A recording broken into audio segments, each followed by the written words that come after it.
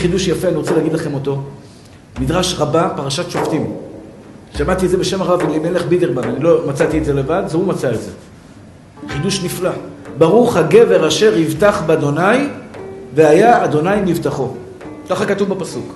הפסוק אומר שמי שבוטח בהשם, מה זה בוטח בהשם? וואלה, הכל גן עדן, הכל טוב, השתבח שמו לעד, חסד, מחייכת כל הזמן, שמחה כל הזמן, שמח, השתבח שמו לעד, פרחן, פרח בערבית זה שמחה, רוקד משמחה, עושה חפלות, שמח בחלקו, השתבח שמו לעד, שמח.